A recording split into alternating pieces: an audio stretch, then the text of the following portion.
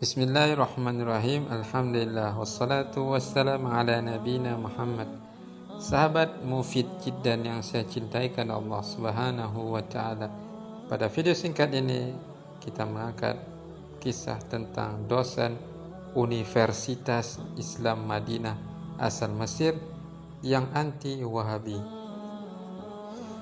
Kisah ini sungguh mengagumkan ketika Universitas Islam di Madinah baru saja dibuka oleh Syekh bin Baz rahimahullah. Tentunya beliau membutuhkan banyak ulama dari penjuru dunia Islam. Sedangkan metode Syekh bin Baz adalah beliau melakukan pendekatan kepada seluruh kelompok tanpa membedakannya. Siapa saja yang masuk ke rumah Syekh bermulazamah kepada beliau pasti tahu bahwa ini adalah manhajnya Syekh Abdul Aziz bin Baz. Namun beliau tidak pernah berkata sesuatu yang batil atau bahkan mengajak kepada kebatilan. Beliau juga tidak pernah mengingkari pelaku kebatilan dengan cara kasar. Sebaliknya, beliau bersikap ramah, bergurau, mengunjungi mereka, tersenyum, memberikan hadiah dan memberikan bantuan kepada mereka atas setiap hal yang mendatangkan manfaat bagi Islam dan kaum muslimin. Inilah metode dan manhajnya Syekh bin Baz rahimahullah. Barang siapa mengatakan selain ini maka ia telah berdusta. Beliau selalu menasihati, mengajak kepada yang ma'ruf dan melarang dari yang mungkar, tetapi dengan penuh kelembutan, kesantunan, hikmah, bijaksana, dan murah senyum. Di antara para masyayikh yang didatangkan untuk mengajar di Universitas Islam Madinah adalah masyayikh ahli qiraah dari Mesir. Di antara mereka adalah Syekh Abdul Fattah Al-Qadhi.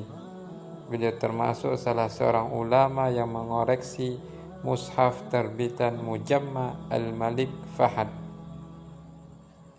Syekh Abdul Fattah ini termasuk ulama yang tidak ada tandingannya di zaman ini dalam ilmu qiraah dan ulumul Quran.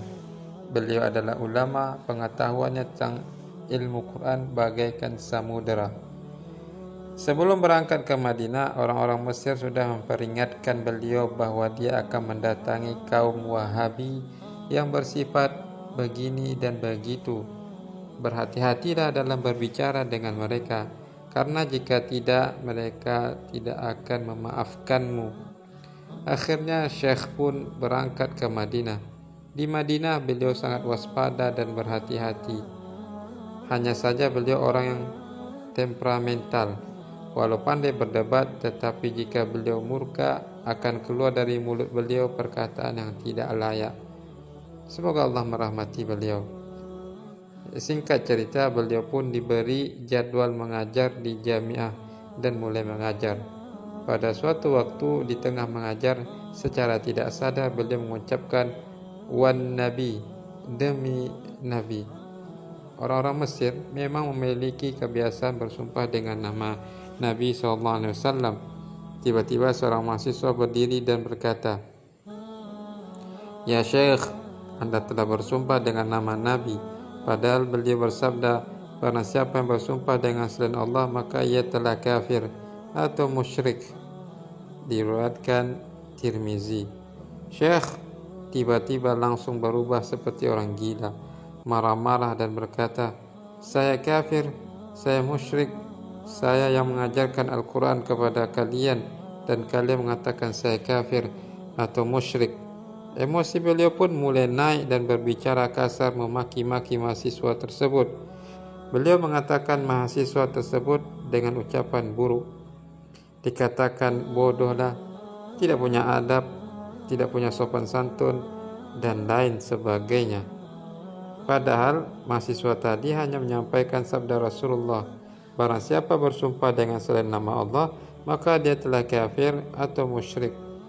Akhirnya terjadi keributan keras di kelas antara mahasiswa dan syekh, sehingga kelas menjadi ricuh dan gaduh dengan kemarahan yang masih meluap-luap Syekh langsung keluar dari kelas sembari berteriak-teriak, "Kamu mengkafirkan saya, padahal saya adalah syekh para ahli qiraah di Mesir. Apakah pada usia ini saya sudah menjadi kafir? Setelah berubah seperti ini menjadi musyrik?" Beliau terus menceracau macam-macam. Syekh Abdul Aziz Al-Qari, ketua panitia pengawasan penerbitan mushaf, bertemu beliau di jalan dan bertanya kepadanya, "Ada apa ya Syekh? Ada apa?" Syekh Abdul Fattah menjawab, "Anda tidak tahu apa yang dikatakan mahasiswa itu. Mereka mengatakan saya telah kafir, mengatakan saya begini dan begitu." Syekh Abdul Aziz berkata, "Sudahlah ya Syekh, mereka itu hanya mahasiswa, masih anak-anak. Mereka tidak bermaksud mengkafirkan Anda. Mereka cuma ingin menasihati Anda. Mungkin hanya salah ucap saja." Syekh Abdul Aziz yang menceritakan kisah ini kepada saya, Syekh Muhammad Duwaisi, mengatakan bahwa beliau berupaya menenangkannya dan akhirnya beliau mengajaknya untuk naik ke mobil beliau dan mengajak ke rumahnya. Yang jelas hari itu adalah hari terburuk bagi Syekh Abdul Fattah. Beliau pun memutuskan untuk mengakhiri kontraknya mengajar di jamiah dan mempacking barang-barangnya untuk segera pulang ke Mesir. Karena beliau mendengar bahwa kaum ini Wahabi tidak akan memaafkan jika ada seseorang berbuat salah. Mereka akan menghukumnya dengan hukum yang sangat keras. Semenjak pagi, Syekh bin Baz sudah mendengar kajian tersebut. Beliau pun menelepon Syekh Abdul Aziz Al-Qari untuk menjemput Syekh Abdul Fattah dan membawa beliau ke kantornya. Keesokan harinya, Syekh Abdul Aziz dan Syekh Abdul Fattah mendatangi kantor Syekh bin Baz. Syekh Abdul Fattah mengira bahwa dirinya akan diberhentikan dan dipecat. Beliau membayangkan bahwa Syekh bin Baz akan mengatakan, "Wahai Abdul Fattah, sesungguhnya kamu melakukan kesalahan yang besar. Karena itu tidak ada tempat di sini bagi orang yang bersumpah dengan selain nama Allah dan mengajarkan hal itu kepada anak didik kami di universitas." Kira-kira Anda bayangkan apa yang dilakukan Syekh bin Baz ketika Syekh Abdul Fattah tiba. Syekh bin Baz langsung bangkit menuju pintu padahal beliau orang yang buta. Dalam rangka menyambut dan menyalami Syekh Abdul Fattah, beliau berkata, "Bagaimana kabar Anda ya Syekh Abdul Fattah? Bagaimana keadaan Anda? Bagaimana di jamiah? Senangkah Anda tinggal di sini, tinggal di Madinah?" Kemudian Syekh bin Baz mempersilahkan Syekh Abdul Fattah duduk di samping beliau, lalu berkata kepadanya, "Ya Syekh, Anda kan tinggal sendirian di Madinah. Bagaimana jika kami menikahkan Anda di sini agar Anda merasa nyaman dan ada yang melayani Anda?" Syekh Abdul Fattah terheran-heran sebab tadi malam beliau mengira bahwa hari ini adalah hari terakhirnya. Beliau mengira bahwa hari ini adalah hari terakhirnya di kota Nabi, Madinah. Namun Syekh bin Baz sepertinya mengubah tema pembahasan dan sama sekali tidak membahas ucapan keliru Syekh Abdul Fattah. Beliau sama sekali tidak mengatakan Anda telah salah, tidak faham sedikit pun, ahli bid'ah, orang sesat, miskin. Tidak, Syekh bin Baz sama sekali tidak mengatakan demikian. Karena hal ini adalah tidak pantas. Syekh Abdul Fattah sebenarnya adalah orang yang mudah untuk menerima kebenaran. Hanya saja perlu cara dan teknik.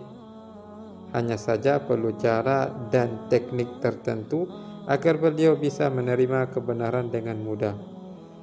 Syekh bin Baz terus saja menyenangkan hati beliau, bergurau dengannya, dan sampai akhirnya Syekh bin Baz berkata kepadanya, "Wahai Syekh, para mahasiswa itu terkadang tidak paham bagaimana cara berbuat sopan di hadapan para masyayikh. Karena itu seharusnya Syekh bisa bersikap bijak terhadap mereka dan bersabar atas perlakuan mereka."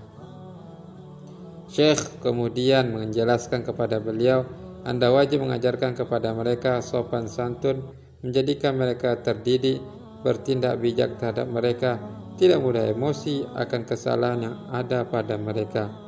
Anda sendiri pasti tahu bahwa Anda adalah orang yang lebih pandai dari kita semua.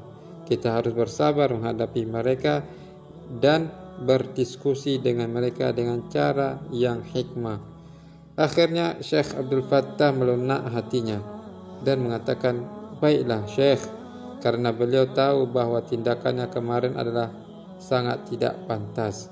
Syekh Abdul Aziz Al-Qari yang menceritakan hal ini kepada saya mengatakan, "Setelah itu kami keluar dari kantor dengan rasa penuh hormat dan kemuliaan. Kami pun beranjak keluar dari area jamiah. Kemudian saya bertanya kepada Syekh Abdul Fattah, 'Anda mau pergi ke mana wahai Syekh?'